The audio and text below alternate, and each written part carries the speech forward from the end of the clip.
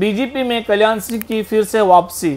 अस्सलामु अलैकुम, मैं मोहम्मद हसनैन और आप देख रहे हैं शब-ओ-रोज़ उर्दू न्यूज़। सुप्रीम कोर्ट ने 19 अप्रैल 2017 को बीजेपी के सेंट्रल लीडर लालकृष्ण आडवाणी, मुरली मनोहर जोशी, उमा भारती समेत कई दिगर पर बाबरी मस्जिद इंहदाम मामले में मुजरिमाना साजिश के इल्ज़ाम को फिर से बहाल करने का हुक्म दिया था। इस मौके पर सुप्रीम कोर्ट ने वाज़ेह किया था कि 1992 में बाबरी मस्जिद इंहदाम के वक्त यूपी के वज़ीर आला के ओहदे पर फाइज कल्याण सिंह को मुकदमे का सामना करने के लिए मुल्जिम के तौर पर उन्हें बुलाया जा सकता है, क्योंकि आइन की आर्टिकल 361 के तहत गवर्नर को दस्तूर हिंद के तहत रियायत मिली हुई है। अब चूंकि उनकी गवर्नर की मियार ख़त्म हो चुकी है, मुमकिन है कि उन्हें कोर्ट में पेश होना पड़े, मगर इन दिनों चूंकि किसी को किसी ने नहीं मारा वाला हवा चली हुई है। अखलाक को पहलू खान को समझौता एक्सप्रेस धमाके में मारे जाने वाले मुसाफिरों को हालिया दिनों में झारखंड में तबरेज़ अंसारी को किसी ने नहीं मारा। इसे देखते ही देखते कल्याण सिंह ने दोबारा बीजेपी की रुकनीत हासिल करने के बाद मुमकिन है कि पुलिस कल्याण सिंह के खिलाफ अदालती हुक्म की तामील ही ज़रूरी ना समझे। ये भी मुमकिन है कि पुलिस इस वक्त तक खामोश रहे जब तक कोई जाकर अदालत का दरवाज़ा ना खटखटाए, अदालत को याद दहानी ना कराए कि हुजूर कल्याण सिंह पर अब तो मुकदमा चलाया जाए, जबकि वह गवर्नर के फ़राइज़ से सबदोश हो चुके हैं। इस तरह मुमकिन है कल्याण सिंह को अदालत में पेश होना पड़े। जाहिर है कि इस सूरत में वो 1991 वाले राम भक्त कल्याण के रूप में खुद को पेश करना चाहेंगे।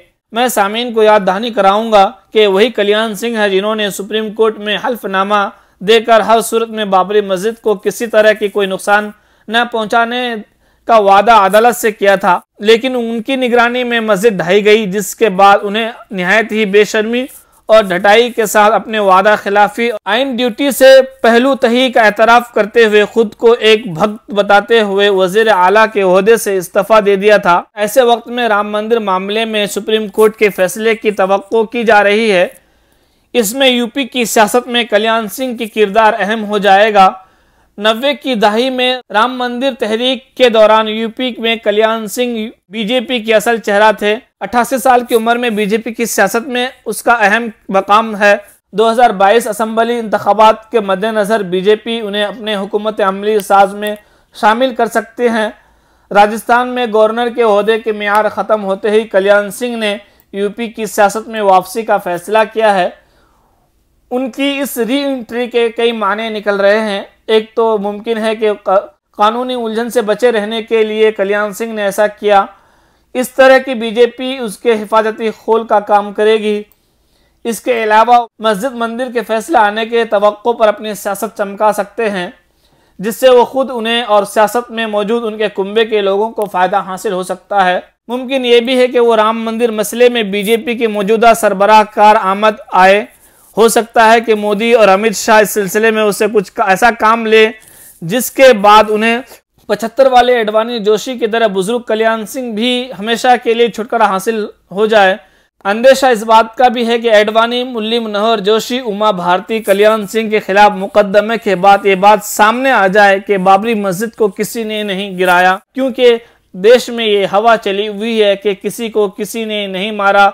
हो सकता है कि बाबरी मस्जिद को किसी ने नहीं गिराया, ये हवा चल जाए। दोस्तों, आपको ये वीडियो कैसा लगा हमें कमेंट में ज़रूर बताएं और हमारे चैनल को सब्सक्राइब करें और बेल आइकन को प्रेस करें ताकि मैं कोई भी वीडियो अपलोड करूं उसके नोटिफिकेशन आप तक पहुंच जाए। वीडियो सुनने के लिए बहुत बहुत शुक्रिया।